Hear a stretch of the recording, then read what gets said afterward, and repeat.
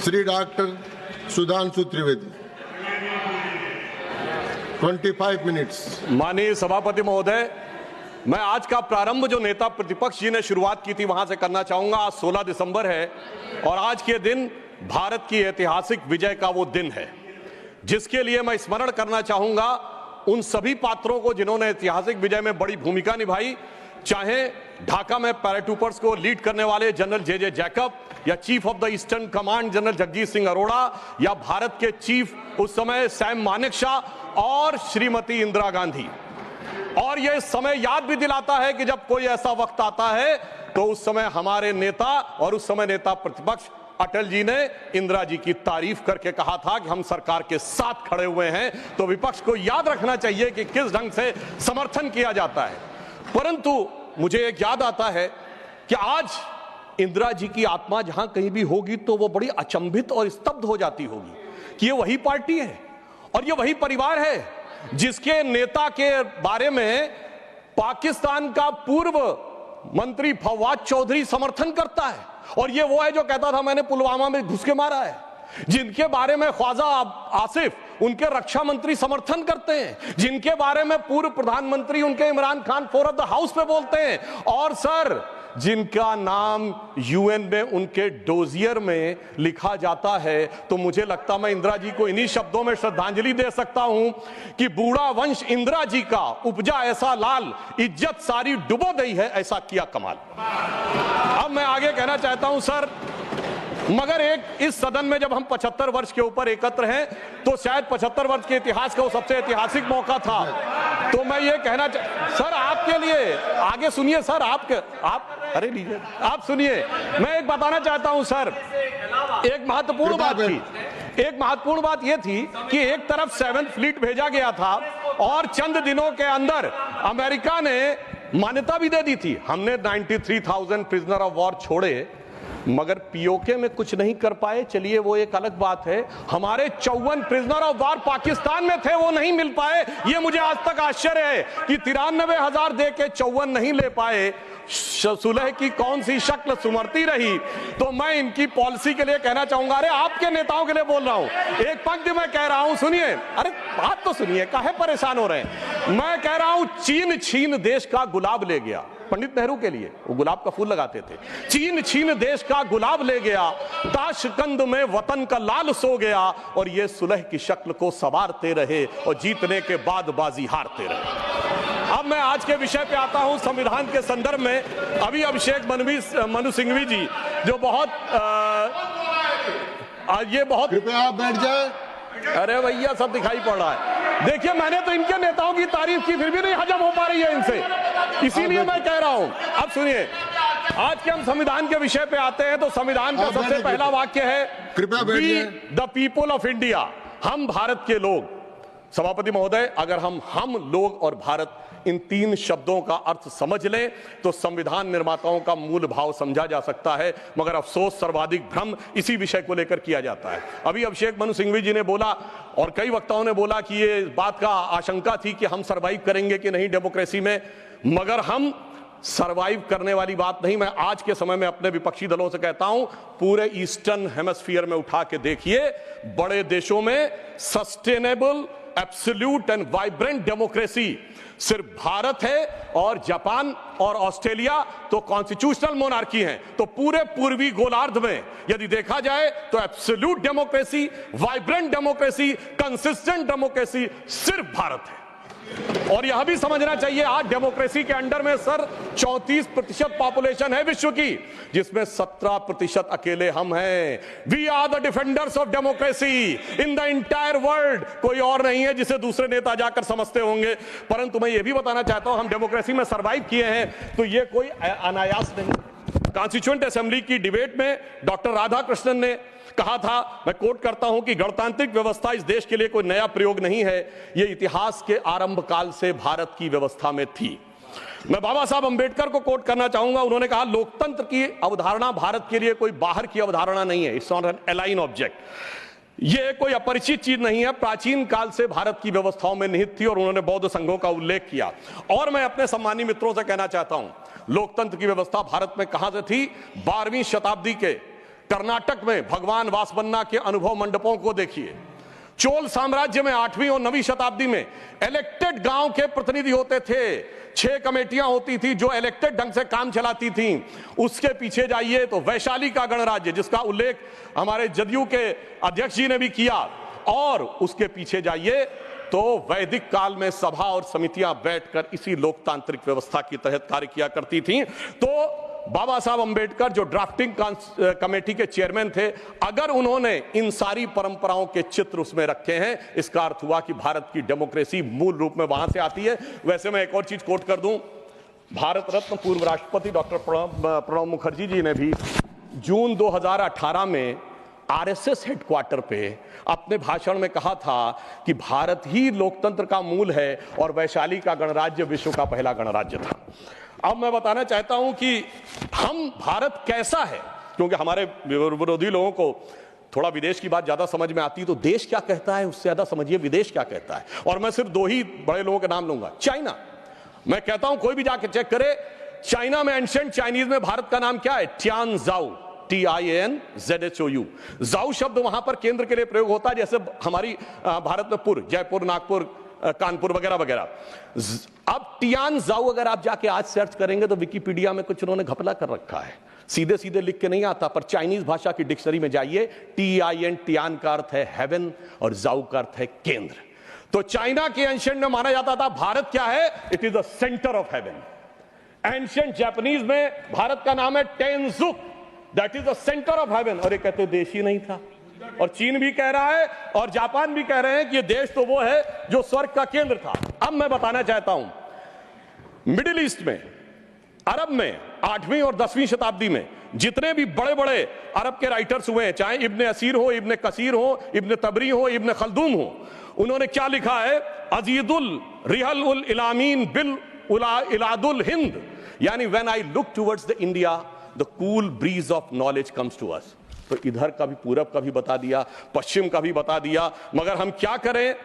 Arthur Schopenhauer ने लिखा India के लिए कि यहां पर product of highest human wisdom की ऊपनिषदिक फिलॉसफी आई है।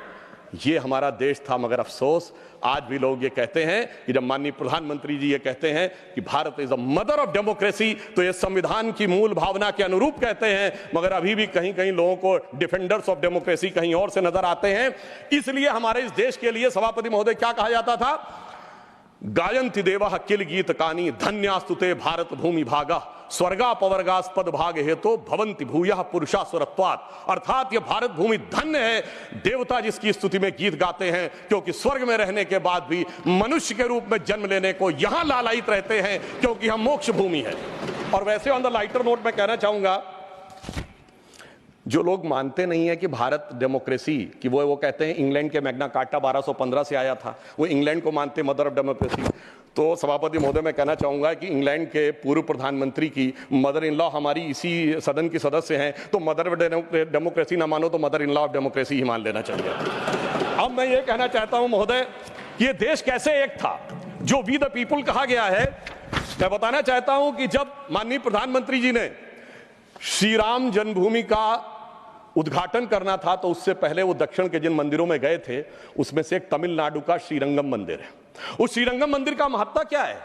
यह माना जाता है कि अयोध्या के जो कुल देवता हैं भगवान विष्णु, वो श्रीरंगम के रूप में वहां विद्यमान हैं, क्योंकि जब उन्हें युद्ध करना था, विभीषण का राज्याभिषेक करना था, तो अपने कुल देवता को वहां स्थापित किया। समझिए, अयोध्या के वो नरेश हैं पर कुल देवता तमिलनाडु में है। देश इस प्रकार से जुड़ता है।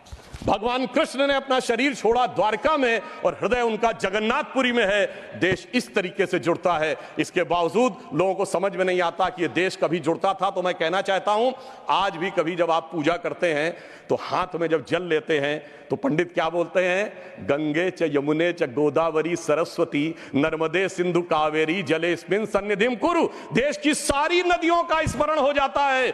इस प्रकार से देश एक संकल्प के थ्रू आकर एक प्रकार से जुड़ता है।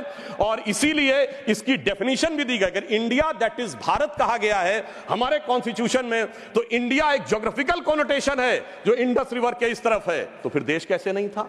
और भारत के बारे में कहा गया है उत्तरम यद समुद्रस्य दक्षिणम च हिमाद्रिभि वर्षम यद भारत नाम भारतीय यस्य संतति। पूरे भारत की डेफिनेशन दी गई है जो समुद्र के उत्तर में और हिमालय के दक्षिण में है। मगर हम क्या बताएं कि अभी भी लोगों के दिमाग में वो विचार है।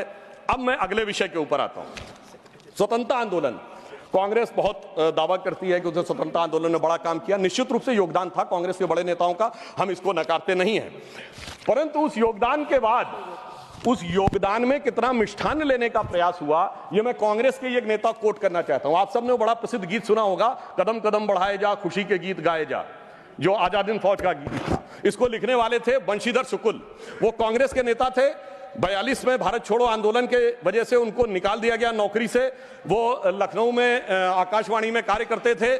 मगर जब आजादी के बाद उन्होंने जो भ्रष्टाचार देखा, तो उन्हीं की पंक्ति में कोट करता हूं। क्यों, पहले कांग्रेस का एक चवन्नी हुआ करता था सदस्यता शुल्क, नारा होता था एक चवन्नी चांदी की जय बोलो महात्मा गांधी की। अब बंशीधर शुक्ल जी ने लिखा कि अब क्या होने लगा। उन्होंने कहा, कहां हूं बेड़िन की झनकार, कहां एक कुर्सी गद्देदार, कहां चवन्नी मांगे गुजर, कहां अब रिश्वत बेसुमार, हुईगा स्वतंत्र भारत हमार।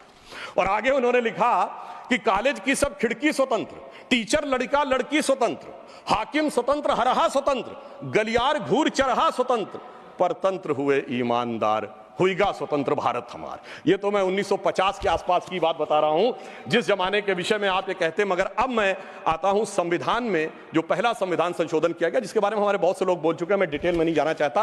मैं सिर्फ ये बताना चाहता हूं, अभिव्यक्ति की स्वतंत्रता या फ्रीडम ऑफ स्पीच हमारी परंपरा में है। और परंपरा जिस सीमा से है, मैं चुनौती से कहता हूं, दुनिया में कोई कंट्री, कोई सिविलाइजेशन नहीं हो सकता। हमारे यदि एक तरफ यह माना गया है कि वेद ब्रह्म वाक्य है, वेद वाक्यम जनार्दनम, तो यहीं पर एक ऐसा भी संप्रदाय हुआ जिसने कहा त्रया वेदस्य कर्तारा धूर्तो भांड निशाचरा। वेद के पढ़ने वाले 3 धूर्त भांड और निशाचर, उस चरवाक को भी स्थान दिया गया। इससे ज्यादा उदार फ्रीडम ऑफ स्पीच किसी को चाहिए? जो कहते फ्रीडम ऑफ स्पीच सिर्फ पंडित जवाहरलाल नेहरू के माध्यम से आई थी। अब मैं बताना चाहता हूं, जो फर्स्ट अमेंडमेंट हुआ, अगर उस समय 2 घटनाएं नहीं होती, सरदार पटेल जी की मृत्यु हो गई थी 15 दिसंबर 1950, और श्यामा प्रसाद मुखर्जी जी ने कैबिनेट छोड़ दिया था 6 अप्रैल 1950। अगर इन दोनों में से कोई होता सरकार में, तो मुझे पूरा विश्वास है कि यह नहीं हो पाया होता।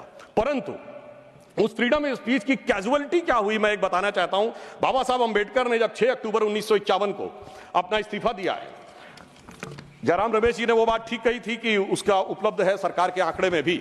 मगर मैं कोर्ट, हाँ वो जी बिल्कुल है, ये है सर, ये है। मगर अब मैं कोट करना चाहता हूं कि बाबा साहब अंबेडकर ने के बारे में पद्म भूषण धनंजय कीर ने, जो कि इंदिरा जी की सरकार के द्वारा पद्म भूषण प्राप्त है, सबसे ऑथेंटिक बाबा साहब की जिन्होंने ऑटोबायोग्राफी लिखी, उन्होंने लिखा 10 अक्टूबर 1951 को लोकसभा में बोलने के लिए खड़े हुए। उनसे कहा गया मुझे अपना बयान प्रस्तुत करने की अनुमति दी जाए। तो उपसभापति ने कहा कि श्रीमान अंबेडकर, अगर आप अपने भाषण की कॉपी हमें पहले दे दी होती तो हम अनुमति दे सकते थे, आप चाहें तो 6 बजे के बयान अपना बयान दे सकते हैं। सभापति की बात सुनकर अंबेडकर जी को अचरज हुआ और धक्का लगा। उन्होंने कहा, क्या अंबेडकर, तो एक संसद सदस्य श्री कुंजरू और श्री कामत ने उपसभापति से पूछा, क्या अंबेडकर के भाषण की जांच की जाएगी? इस पर उपसभापति ने कहा, मुझे देखना जरूरी है, इस पर ध्यान देने की जरूरत है। डॉक्टर अंबेडकर के बयान में कुछ अप्रासंगिक या बदनामी करने वाली बात तो नहीं है। तब डॉक्टर अंबेडकर ने गरज कर कहा कि मैं इस तरह की तानाशाही के आगे नहीं झुकूंगा, और यह कहकर वो सदन के बाहर चले गए और प्रेस में उन्होंने अपना वक्तव्य जारी किया। अब मैं दूसरा एक उदाहरण देना चाहता हूं। जो ये लोग बहुत बात करते हैं कि डॉक्टर अंबेडकर के विषय में इनके क्या विचार थे, मैंने अंबेडकर जी का विचार कोट किया। अब मैं कोट कर रहा हूं जवाहरलाल नेहरू जी का विचार, किसी अन्य का नहीं।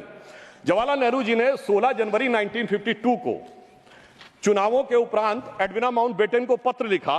उसमें एक लाइन है, मैं कोट कर रहा हूं और सोर्स भी कोट करूंगा। On the other hand, in Bombay city and to the large extent in Bombay province, our success has been greater than expected. यानी वो चुनाव में विजय पर खुशी जाहिर कर रहे हैं। और आगे क्या कह रहे हैं? Ambedkar has been dropped out, यानी प्रसन्नता है कि अंबेडकर जी चुनाव हार गए। फिर मैं पूरा पत्र नहीं पढ़ रहा हूं, इसी पत्र में वो आगे लिखते हैं, the socialist combined with Ambedkar's party and thereby they lost their repute, यानी अंबेडकर जी की पार्टी से जुड़कर उनकी प्रतिष्ठा कम हो गई। और महत्वपूर्ण बात मैं ध्यान देना चाहूंगा सदन का, आगे वो कहते हैं, but Ambedkar has combined with Hindu communalist, यानी वो कह रहे हैं अंबेडकर जी हिंदूवादियों के साथ आ गए थे। सर सोर्स है selected works of Jawaharlal Nehru series 2 volume 17 page number 35 to 37। मुझे लगता है शायद बहुत से बक्से जिनकी मांग की गई है वो इसीलिए हटा लिए गए हों कि हर बक्सा अंदर से बोलता हो कि बैठा हूं दिल में इतने राज छुपाए, जरा सा होठ हिले तो न जाने कितनों के दिल डगमगाए। अब मैं आगे ये बताना चाहता हूं सर, फ्रीडम ऑफ स्पीच को, वो विषय तो बहुतों ने कहा इमरजेंसी का, मैं आगे का विषय बताना चाहता हूं। इस देश में फ्रीडम ऑफ स्पीच को कर्टेल करने के लिए कॉन्स्टिट्यूशनल अमेंडमेंट लाया गया जो कभी हो नहीं पाया।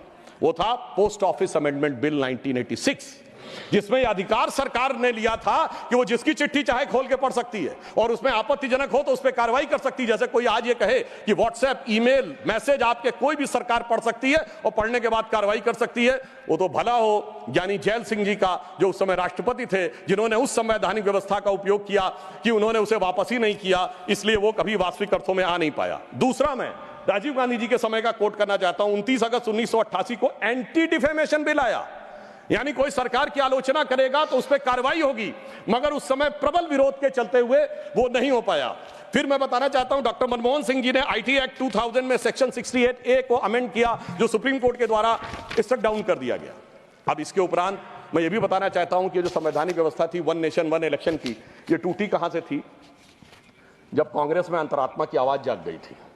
67 तक सारे इलेक्शन एक साथ होते थे, फिर एक ऐसा विचित्र हुआ कि अंतरात्मा की आवाज जागी और उस पार्टी की प्रधानमंत्री इंदिरा जी ने अपने ही पार्टी कैंडिडेट नीलम संजीव रेड्डी जी को चुनाव हरवा दिया। मुझे लगता है ऐसा विचित्र संवैधानिक उदाहरण भारत के इतिहास में देखने को नहीं मिलेगा। और मैं कहना चाहता हूं सभापति महोदय, उसके बाद इतनी अंतरात्मा की आवाज जागी कि निजलिंगप्पा, कामराज चौधरी, चरण सिंह चंद्रशेखर, मोरारजी देसाई पार्टी छोड़ दिए, 77 में देवराज अरस और बाबू जगजीवन राम पार्टी छोड़ दिए, तो फिर 90 में अर्जुन सिंह और एनडी तिवारी जी छोड़ दिए, शरद पवार छोड़ दिए, और कांग्रेस इतनी हो गई कि मुझे बचपन में याद है, मैं अटल जी की एक स्पीच सुनने गया था, उन्होंने कहा था कांग्रेस की तो आज स्थिति यह है, इतनी कांग्रेस है कि Congress R, Congress S, Congress O, Congress U, Congress मैं, कांग्रेस तू, कांग्रेस आई, कांग्रेस गई।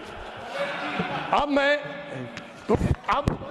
एक विषय में लेना चाहूंगा, वो विषय है जो कि संविधान में सर्वाधिक दुरुपयोग किया गया, वो विषय है सेकुलर। संविधान सभा में जब यह डिबेट हुई 15 नवंबर 1948 को, तो यह प्रस्ताव केटी शाह जी ने रखा कि सेकुलर शब्द इंक्लूड किया जाना चाहिए, मगर यह बात आई कि अगर सेकुलर वर्ड होगा तो माइनॉरिटी नहीं हो सकता, माइनॉरिटी होगा तो सेकुलर नहीं हो सकता, क्योंकि रिलीजियस माइनॉरिटी थियोक्रेटिक स्टेट में होती है, सेकुलर स्टेट में नहीं होती है। मगर इसके बावजूद उस विषय को आगे रखा गया और डॉक्टर अंबेडकर ने क्या कहा, मैं सिर्फ कोट करता हूं, उन्होंने कहा, mister vice president sir, I regret that I can not accept the amendment proposed by professor K T Shah and my objections are stated briefly. और वो उन्होंने आगे जाकर इस प्रकार से रिकमेंडेशन किया, यानी बहुत साफ बात थी कि उन्होंने इस शब्द को रिजेक्ट किया। मगर डेमोक्रेसी के सबसे काले दौर में, जब सारा विपक्ष जेल में था, मानवाधिकार समाप्त हो चुके थे, तब संविधान की उद्देशिका, जिसे डॉक्टर साहब अंबेडकर ने कहा था संविधान की आत्मा, उसमें चेंज किया गया। और फिर महोदय सिर्फ इतना ही नहीं रहा, जब से वो वर्ड आया उसके बाद क्या हुआ? उसके बाद तो इस देश में क्या हुआ कि पर्सनल लॉ बोर्ड आ गया। उसके बाद क्या हुआ कि एक ऐसा समय आया कि जब सुप्रीम कोर्ट और शरिया में यह लगा कि मतभेद है, तो इस देश की संसद ने सर्वोच्च न्यायालय के निर्णय को रौंद कर शाहबानो केस में शरिया को सुप्रीम कोर्ट से ऊपर कर दिया। मैं विनम्रता से कहना चाहता हूं, दुनिया के किसी सेकुलर देश में ऐसा कोई एक उदाहरण बता दें तो मैं अपना बयान वापस लेने को तैयार हूं। फिर उसके बाद उपरांत महोदय इतना ही नहीं हुआ, फिर प्लेसेस ऑफ वर्शिप एक्ट आया। वो कहता है कि 15 अगस्त 1947 के बाद कोई चेंज नहीं होगा, ठीक है, मगर महोदय फिर वक्फ बोर्ड एक्ट आया जो यह कहता है कि कोई समय सीमा नहीं रहेगी। और सूरत नगर निगम पे दावा किस बात पे है कि मुगलों के जमाने में वो सराय थी, तिरुचिरापल्ली के तिरुचुनेरी मंदिर पे इस बात पे है कि अरकाट के नवाब ने दे दिया था। यानी 200 साल 300 साल पहले के सरकारों के वो फरमान जो कि सरकारें किस हिसाब से मानती थी। फिर कम्युनल वायलेंस बिल आया। अब मैं सिर्फ संक्षेप में 10 बिंदु बोलना चाहता हूं। जो लोग आज कहते हैं इस संविधान में उन्होंने क्या किया, मदरसा बोर्ड आया, मुस्लिम पर्सनल लॉ बोर्ड, इन सबको संवैधानिक मान्यता, संवैधानिक संरक्षण प्राप्त है। 4 पत्नी रखना, ट्रिपल तलाक, हलाला, मेहरम बालिका से विवाह करना, तलाकशुदा महिला को कोई मुआवजा न देना, हज सब्सिडी, वक्फ बोर्ड। अब मैं कहना चाहता हूं, मैं विनम्रता से कहना चाहता हूं कि इन लोगों ने इस कॉन्स्टिट्यूशन को सेकुलरिज्म का शिकार करते हुए इसको पार्शियली शरिया कॉन्स्टिट्यूशन बनाने का प्रयास किया। अन्यथा कोई गैर मुस्लिम देश दिखा दे कि जिसमें कि इस प्रकार की बात हुई हो, कोई सेकुलर देश, 200 देश हैं, बड़े विद्वान लोग बैठे हुए हैं वहां पर। मैं बताना चाहता हूं, कोई उदाहरण बताइएगा जिस स्टेट में सुप्रीम कोर्ट से ऊपर शरिया हो। अब मैं बताना चाहता हूं, बड़े विद्वान लोग उधर बैठे हुए हैं, मुझे कोई जरूरत नहीं है 200 में सिर्फ 4 सेकुलर देश बताइएगा, मैं अपना बयान वापस ले लूंगा जहां शरिया सर्वोच्च न्यायालय से ऊपर हो। और मैं ये भी बताना चाहता हूं, इतना ही नहीं था सर, संविधान का अपमान आप लोगों ने किया। और मैं कहना चाहता हूं, जो लोग मनुस्मृति की बात करते हैं उन्होंने इसको मौलवी स्क्रिप्ट बनाने का प्रयास किया भारत के संविधान को। यह अपने आप में शर्मनाक बात है। शर्म उस समय आनी चाहिए थी जब इस तरह के परिवर्तन कर रहे थे। और मैं एक और बात कहना चाहता हूं, सभापति महोदय, टेक्निकल बात कह रहा हूं, मेरी बात गलत लगेगी तो मैं अपने बयान वापस ले लूंगा। सुनिए सर, वक्फ बोर्ड एक्ट में मुगलों के जमाने का फरमान को कॉन्स्टिट्यूशनल मान्यता प्राप्त है। यह वो संविधान था, वो सरकारें थी जिनमें जिम्मी का कॉन्सेप्ट था, जिसमें जजिया का कॉन्सेप्ट था, जहां के बादशाह गाजी की उपाधि लेते थे, सैकड़ों लोगों को मारकर। इवन अकबर ने भी गाजी की उपाधि दी है। यदि इस प्रकार की चीजों को तो मैं कहना चाहता हूं सर, मैं पूछना चाहता हूं, जिम्मी और जजिया के फरमानों को कॉन्स्टिट्यूशनल मान्यता देना क्या शरिया को संविधान में लागू करना नहीं है? इसीलिए मैं कहना चाहता हूं, सुधांशु त्रिवेदी जी के अलावा किसी का रिकॉर्ड में नहीं जाएगा। आज मामला, सभापति महोदय, आज मामला मनुस्मृति बनाम संविधान का नहीं है। संविधान के बाबा साहब की पहचान और संविधान के ऊपर शरिया के निशान की है। और इसीलिए मैं बिल्कुल ईमानदारी से कहना चाहता हूं कि इन लोगों को सुधांशु त्रिवेदी जी के अलावा किसी का रिकॉर्ड पर नहीं जाएगा। कृपया आप शांत रहें। मगर मैं यह भी बात स्पष्ट करना चाहता हूं, हम कोई मुस्लिम समाज के खिलाफ नहीं है, शांति से। अगर मुझे एक देश दिखा दीजिएगा जहां शरिया सर्वोच्च न्यायालय से ऊपर हो तब बात करिएगा। मैंने उदाहरण कोट किया है। अब मैं बताना चाहता हूं महोदय, हम मुस्लिम समाज के खिलाफ नहीं है। आज ही उस्ताद जाकिर हुसैन का देहांत हुआ है, उन्हें पद्म भूषण दिया, अटल जी की सरकार ने पद्म विभूषण दिया, मोदी जी की सरकार ने 2023 में। मैं पूछना चाहता हूं, ये बताइए, आपको अब्दुल रहीम खान खाना, रस खान, मलिक मोहम्मद जायसी, अशफाक उल्लाह खान, वीर अब्दुल हमीद, डॉक्टर एपीजे अब्दुल कलाम क्यों नजर नहीं आते? आज हमारे गवर्नर आरिफ मोहम्मद खान साहब हैं। मैं चैलेंज करके कहता हूं कि पॉलिटिकल क्लास में कोई उनसे बड़ा आलिम फाजिल मुस्लिम हो जो बात करके दिखा दे, मगर ये उसे नहीं मानते। हमने डॉक्टर कलाम को राष्ट्रपति बनाया, आलम इस्लाम में बैतुल हिकमत के बाद से पिछले 700-800 सालों में उनसे बड़ा साइंसदान नहीं पैदा हुआ, पर उसको नहीं मानते। ये किसको मानते हैं? जाकिर नायक, इशरत जहां, याकूब मेनन, बुरहान वानी। इसकी वजह से सारी प्रॉब्लम है। यहां सोच कट्टरपंथी जहनियत की है। और मैं सभापति महोदय ये एक और फैक्ट कोट करना चाहता हूं, इन लोगों को बहुत वो लगता है, तो मैं फ्रीडम हाउस रिपोर्ट, वैसे फ्रीडम हाउस में बहुत से लोग इनके मित्र लोग भी हैं, उसका annual survey of political rights and civil liberties 1999-2000 वो कहता है कि दुनिया में धार्मिक मान्यता का लोकतंत्र से क्या रिश्ता है। तो वो पेज नंबर 1011 पे लिखता है, there is a strong correlation between electoral democracy and Hinduism. वो कहता है कि जहां हिंदू धर्म है वहां पर ज्यादा डेमोक्रेसी, और उसमें Fiji, Guyana, Mauritius, Bharat, Nepal बहुतों को कोट किया है। और फिर उसने जो आगे कहा है वो इनको लगेगा, फिर उसने बुद्धिस्ट, व्हाट्सएप नहीं, मैंने कोट किया है रिपोर्ट के साथ, हवा में बात मत करिए। अब मैं आपको बताना चाहता हूं, और उन्होंने आगे एक और बात कही है। ब्रुकिंग्स ने अपनी रिपोर्ट में 2019 में मोदी जी के समय क्या लिखा है? India is a silver lining, even a gold lining of democracy, reported released in February 2019। सुनिए, व्हाट्सएप की बात करने वाले, February 2019 titled Democracy and Disorder and the Struggle for Influence on New Geopolitics, page number 31। अब मैं एक दो विषय का उत्तर देना चाहता हूं जो हमारे माननीय नेता प्रतिपक्ष जी ने कहा। उन्होंने कहा कि झंडे का विरोध करने की बात, हम तो ईमानदारी से कहना चाहते हैं कि हम कभी झंडे के विरोध में नहीं थे। झंडे में, अब सर पूरी बात सुनिए सर, मैं कोट कर रहा हूं, अब सर मैं कोट कर रहा हूं, अब सुनिए सर, मैं महात्मा गांधी को कोट कर रहा हूं, सुनिए सर, महात्मा गांधी कोट कर रहा हूं। महात्मा गांधी ने 6 अगस्त 1947 को कहा, अगर भारत के झंडे पर चरखा अंकित नहीं होगा तो इस झंडे का अभिवादन करने से मैं इनकार कर दूंगा। आप आप तो जानते ही हैं, भारत के राष्ट्रीय झंडे पर सबसे पहली परिकल्पना मैंने की थी। बिना चरखे के निशान के भारतीय झंडे की कल्पना नहीं है। वैसे पंडित नेहरू और अन्य लोगों ने मुझे बताया है कि नए ध्वज में बना चक्र चिन्ह चरखे का प्रतीक है। कुछ लोग इसे सुदर्शन चक्र बताते हैं, मगर मैं समझता हूं क्या है सर। स्रोत है संपूर्ण गांधी वाङ्मय, खंड 89, पृष्ठ 11। अब आप बताइए, आप कहेंगे कि महात्मा गांधी उनका विरोध कर रहे थे, इसलिए मैं कहना चाहता हूं महोदय, 2-3 मिनट में समाप्त कर दें। जी मैं समाप्त कर रहा हूं सर। एक बात और कहना चाहता हूं, अंगूठा कटवाने की बहुत बात कही गई। वैसे इतने अंगूठे कटे हैं पिछले 60-70 सालों में कि उन्हें एकलव्यों से पूछ लिया जाए तो समझ में आ जाएगा। मगर जो लोग बहुत ज्ञान बघाड़ते हैं, मैं उनसे पूछना चाहता हूं, किसी ने महाभारत में पढ़ा है क्या कि मैकाले का ही थॉट पढ़े आ रहे हैं? मैं किसी के प्रति अपमान नहीं करना चाहता। 100 में 99 लोगों को यह नहीं पता कि वो किस चैप्टर में है।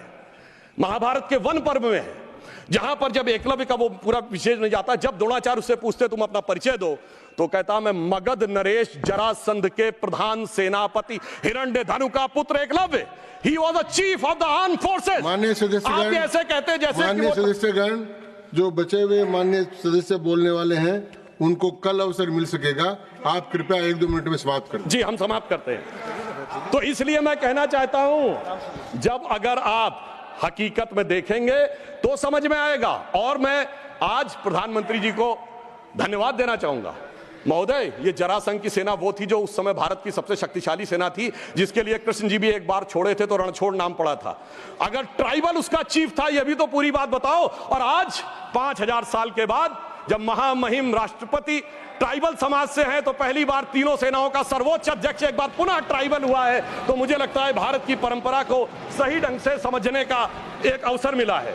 इसलिए मैं कहना चाहता हूं सभापति महोदय, बस 1-2 लाइन में समाप्त करता हूं। अगर महाभारत ही पढ़ना है तो महर्षि वेदव्यास की दृष्टि से पढ़ो, विदुर की दृष्टि से पढ़ो, शकुनी की दृष्टि से पढ़ोगे, भाइयों को लड़ाने वाले शकुनी की दृष्टि से, तो यही नजर आएगा। मगर क्या बताएं सभापति महोदय, ये भाइयों में लड़ाने वाले शकुनी, भाइयों में लड़ाने वाले मंथरा की मनोवृत्ति इतनी व्याप्त हो गई है देश में कि आज इस देश को, और मैं एक पॉइंट और कहना चाहता हूं सर, कमिटेड जुडिशरी की तो बहुत बात की गई, पर इस देश में एक ऐसा उदाहरण भी हुआ है जब एक जज कांग्रेस का नेता रहने के बाद जज हो गया। सर 1962 से 68 तक जस्टिस बहरुल इस्लाम राज्यसभा में कांग्रेस के सदस्य रहे। फिर 68 से 72 तक दोबारा सदस्य रहे। 72 में उन्होंने रिजाइन किया और जाकर बन गए गुवाहाटी हाईकोर्ट के जज। फिर वो वहां बने चीफ जस्टिस गुवाहाटी हाईकोर्ट में। उसके बाद महोदय उन्होंने रिजाइन किया और बरपेटा से कांग्रेस का टिकट मिला। अब वो टिकट इलेक्शन काउंटर मांड हो गया। 84 में फिर राज्यसभा के सदस्य बन गए। अरे भाई, इस्तीफे के बाद आप बहुत कहेंगे कि जो राज्यसभा में आए कांग्रेस के नेता सांसद रहने के बाद, और उन्हें सुप्रीम कोर्ट का जज 8 महीने के गैप के बाद बनाया गया। मुझे लगता संविधान का इससे बड़ा अपमान नहीं हो सकता था जो हमें देखने को मिला। और अंत में सभापति महोदय, मैं सिर्फ यह कहना चाहूंगा एक पंक्ति में कि भारत की लोगों के बारे में एक विचार करिए। कुंभ का मेला होने जा रहा है, जो दुनिया का सबसे बड़ा ऑर्गेनाइजेशन है, और ये किस साइंटिफिक आधार पे होता है? जुपिटर के 12 साल के सर्किल पे। अरे उन्हें तो 200-300 साल पहले जुपिटर के सर्किल का नहीं पता था, हम हजारों साल से आ रहे हैं। मगर क्या बताएं महोदय, जिनकी सोच ही देश के लिए अलग है। तो मैं अंत में कहना चाहूंगा, उनके लिए हम लोग कभी एक गीत गाते थे जब हमारी सरकार नहीं थी, उगा सूर्य कैसा कहो मुक्ति का ये, उजाला करोड़ों घरों में न पहुंचा। तो मैं उनके लिए कहना चाहता हूं, न संयम व्यवस्था न एकात्मता है, भरी है अभी तक मनों में गुलामी, वही राग अंग्रेजियत का पुराना, सुनाते बड़े लोग नामी गिरामी, प्रजातंत्र की धार उतनी गगन से मगर निर्जन सागरों तक न पहुंचा, उगा सूर्य कैसा कहो मुक्ति का ये। अंत में मैं एक पंक्ति कहकर समाप्त करता हूं। सर, इन्होंने जितना भी विभाजन क्रिएट करने का प्रयास करें, पर हम उस सिद्धांत को मानते हैं कि जाति, वर्ग और प्रांत भेद के भ्रम को दूर भगाता है। सबके मन का भाव एक है, सबकी भारत माता है, अनेकता में ऐक्य मंत्र को जन जन फिर अपनाता है। देखो प्यारा देश हमारा आगे बढ़ता जाता है। धन्यवाद। The House stands adjourned to meet at 11 AM on Tuesday, the 17th December 2024. धन्यवाद।